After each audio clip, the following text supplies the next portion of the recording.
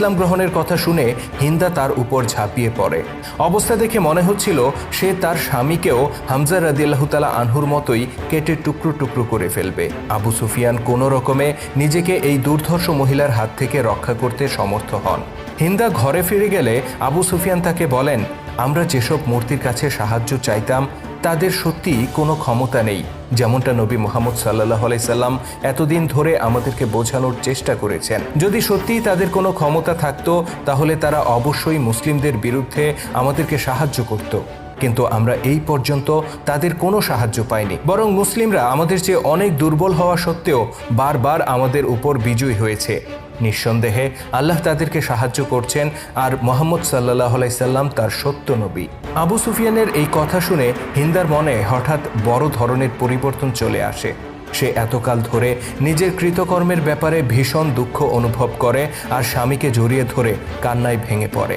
একদিকে কাফের অবস্থায় নিজের পিতা, চাচা আর ভাইয়ের মৃত্যুর দুঃখ, অন্যদিকে ছিল নিজের এত বছরের অপরাধবোধ। সব মিলিয়ে সে পাগলের মতো বিলাপ করতে শুরু করে।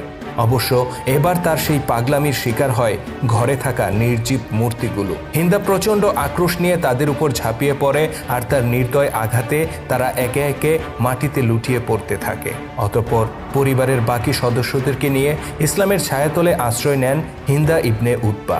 আবু সুফিয়ান ও হিন্দার পুত্রদের মধ্যে বিখ্যাত হয়ে আছেন মুয়াবিয়া রাদিয়াল্লাহু তাআলা আনহু এবং ইয়াজিদ রাদিয়াল্লাহু তাআলা আনহু। উল্লেখ্য যে মুয়াবিয়া রাদিয়াল্লাহু তাআলা আনহুর পুত্রের নামও ছিল ইয়াজিদ, যাকে বলা হতো ইয়াজিদ ইবনে মুয়াবিয়া। এই ইয়াজিদ ক্ষমতার লোভে ইমাম হোসেন রাদিয়াল্লাহু তাআলা আনহুকে হত্যার হুকুম দিয়েছিল। অন্যদিকে মুয়াবিয়ার ভাইয়ের নামও ছিল ইয়াজিদ, যাকে ডাকা হতো ইয়াজিদ ইবনে আবু সুফিয়ান। এই ইয়াজিদ ছিলেন সম্পূর্ণ ভিন্ন চরিত্রের। তিনি কখনোই ক্ষমতার লোভ করেননি, বরং জিহাদের ময়দানে নিজের জীবন উৎসর্গ করেছিলেন। ইসলাম গ্রহণের পর খলিফা আবু বকরের শাসনামলে প্রথমবারের মতো ইয়ারমুকের যুদ্ধে অংশ নেন আবু সুফিয়ান ও হিন্দা।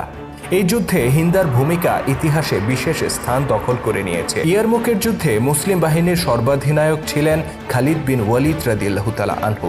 তার দুইজন সহযোগী কমান্ডার ছিলেন আবু ওবায়দা ও ইয়াজিদ ইবনে আবু সুফিয়ান। অন্যান্য যুদ্ধের মতো ইয়ারমুকের প্রান্তরেও মুসলিম শিবিরে নারীরা তাঁবুতে অবস্থান করছিলেন। তাদের প্রথম ও প্রধান দায়িত্ব ছিল আহতদের সেবা করা এবং রসদ সরবরাহ করা। অবশ্য প্রতিকূল পরিস্থিতিতে পুরুষদের পাশাপাশি তারা নিজেরাও যুদ্ধে অংশ নিতেন। তাঁবুতে অবস্থানরত এই নারীদের মধ্যে অন্যতম ছিলেন আবু সুফিয়ানের স্ত্রী হিন্দা। ইয়ারমুকে মুসলিমদের তুলনায় রোমান বাহিনী ছিল বহুগুণ শক্তিশালী। ফলে যুদ্ধের এক পর্যায়ে রোমানদের আঘাতে মুসলিম বাহিনীতে বিপর্যয় সৃষ্টি হয়। বাহাদুর সাহাবীরা যুদ্ধ চালিয়ে গেলেও অনেক দুর্বল ঈমানের ব্যক্তি পালাতে শুরু করে। তারা পালিয়ে নিজেদের তাঁবুর দিকে ছুটে আসতে থাকে আর রোমান যোদ্ধারা তাদের পিছু ধাওয়া করে। এই অবস্থায় হিন্দাসহ নারীদের একটি গ্রুপ তাঁবু থেকে বের হয়ে আসেন। তারা কেউ কেউ অস্ত্র হাতে তুলে নেন আর বাকিরা তাঁবুর খুঁটি হাতে এগিয়ে যান। তারা পলায়নরত মুসলিমদের পথ অবরোধ করেন এবং তাদেরকে প্রচণ্ড ভর্ৎসনা করতে থাকেন। কেউ কেউ তাঁবুর খুঁটি দিয়ে পিটিয়ে পলাতক মুসলিম যোদ্ধাদেরকে পুনরায় যুদ্ধের ময়দানে ফেরত যেতে বাধ্য করেন। অন্যদিকে যে রোমান যোদ্ধারা তাঁবুর কাছাকাছি চলে এসেছিল, মুসলিম নারীরা তাদের উপরেও চড়াও হন। পুরুষদেরকে তাড়া করে এই পর্যন্ত নিয়ে আসা রোমানরা মুসলিম নারীদেরকে শুরুতে পাত্তা দেয় না, কিন্তু নারীদের আঘাতে যখন একের পর এক তারা নিহত হতে শুরু করে, তখন বাকিরা কোনো রকমে পালিয়ে নিজেদের জীবন রক্ষা করে। এভাবে একই সাথে রোমান ও পলাতক মুসলিম যোদ্ধাদের উপর চড়াও হয় নারীদের এই গ্রুপটি। আর এই গ্রুপেরই একজন দুর্ধর্ষ সদস্যা ছিলেন আবু সুফিয়ানের স্ত্রী হিন্দা। ইয়ারমুকের যুদ্ধে আবু সুফিয়ানের চোখে একটি তীর এসে বিদ্ধ হয়েছিল, ফলে ওই চোখটি চিরদিনের জন্য নষ্ট হয়ে যায়। অন্যদিকে খালিদ রাদিয়াল্লাহু তাআলা আনহুর প্রধান দুজন সহকারী কমান্ডারের মধ্যে অন্যতম ছিলেন হিন্দার পুত্র ইয়াজিদ ইবনে আবু সুফিয়ান। তাদের সম্পূর্ণ পরিবারটি এই যুদ্ধে অত্যন্ত সাহসিকতার পরিচয় দিয়েছিল। যুদ্ধ শেষে আহত আবু সুফিয়ানকে দেখতে তাঁবুতে আসেন সেনাপতি খালিদ বিন ওয়ালিদ রাদিয়াল্লাহু তাআলা আনহু। এই সময় যুদ্ধে হিন্দার সাহসী ভূমিকার প্রশংসা করেন তিনি। আবু সুফিয়ানকে এ সময় আক্ষেপ করে বলতে শোনা যায়, হায়, আরও আগে কেন আমরা ইসলাম ধর্ম গ্রহণ করলাম না?